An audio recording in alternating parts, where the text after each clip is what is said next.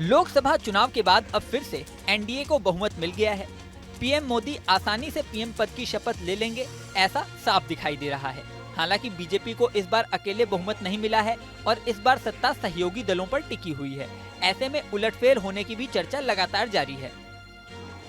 इस उलटफेर की चर्चा से इतर अगर पूरे इलेक्शन रिजल्ट की समीक्षा की जाए तो बीजेपी को सबसे बड़ा झटका जिस राज्य में लगा है वो है उत्तर प्रदेश। साल 2014 में यूपी की 80 लोकसभा सीटों में बीजेपी ने 72 सीटें अकेले जीत ली थी और सहयोगी अपना दल को 2 सीटें मिली थी। साल 2019 में भी बीजेपी ने 62 सीटों पर कब्जा जमाया था और अपना दल को 2 सीटें मिली थी। अब 2024 में फिर से बीजेपी और उसके सहयोगी दलों को मिलाकर 70 के आसपास सीटों का अनुमान लगाया जा रहा था। इस बार तो सहयोगी दलों की संख्या भी बढ़ गई थी और आरएलडी सुभाषपा भी बीजेपी के साथ एनडीए गठबंधन में शामिल हो गई थी। लेकिन जब रिजल्ट आया तो बीजेपी सहित पूरे एनडीए को बड़ा झटका लगा। यूपी में INDIA गठबंधन को 43 सीटें मिली, जबकि बीजेपी को सिर्फ 33।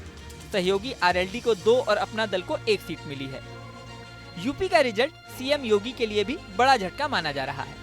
यूपी विधानसभा में बीजेपी की पूर्ण बहुमत की सरकार है। सीएम योगी यहाँ बीजेपी का सबसे बड़ा फेस है।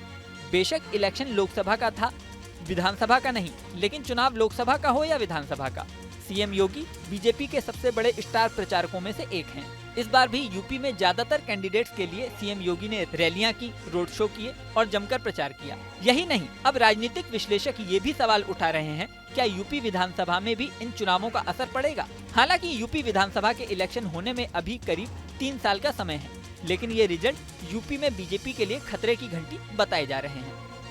ऐसे में रिजल्ट के बाद सीएम योगी भी एक्शन में आ गए हैं। उन्होंने गुरुवार को सभी आला अधिकारियों के लिए एक महत्वपूर्ण बैठक बुलाई है। इस बैठक में सभी अपर मुख्य सचिवों और प्रमुख सचिवों को तलब किया गया है।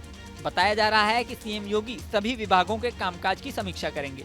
लोकसभा चुनावों के परिणाम के तुरंत बाद अधिकारियों को तलब करने से सियासी हलचल तेज हो गई है। मुख्यमंत्री योगी आदित्यनाथ ने इस बैठक में सभी विभागीय अधिकारियों को उनके कामकाज की पूरी डिटेल साथ लाने का निर्देश दिया है। दावा तो यहाँ तक किया जा रहा है कि इस बैठक में पूरी सख्ती होने वाली है और काम में ढील देने वाले अधिकारियों को बड़े फेरबदल का सामना करना पड़ सकता है। साथ ही दावा किया जा रहा है कि बेशक यूपी विधानसभा इलेक्शन में 3 साल का समय है, लेकिन अभी से बीजेपी ने इस बात पर फोकस करना शुरू कर दिया है कि प्रशासनिक स्तर पर कहीं कोई भी कमी न रहे, इससे जनाक्रोश को खत्म किया जा सके। यहाँ ये बात बहुत ही महत्वपूर्ण है कि यूपी में लगातार 2 बार सीएम योगी सत्ता में है। केंद्र में भी लगातार 2 बार मोदी सरकार रही और तीसरी बार इलेक्शन में सीटें घट गईं। इसे एंटी इनकम्बेंसी फैक्टर भी बताया जा रहा है। ऐसे में यूपी चुनाव में एंटी इनकम्बेंसी रोकने के लिए अभी से रणनीति बनाने पर काम शुरू हो सकता है। अब यूपी में आगे के समीकरणों पर सभी की नजरें लगी हुई हैं।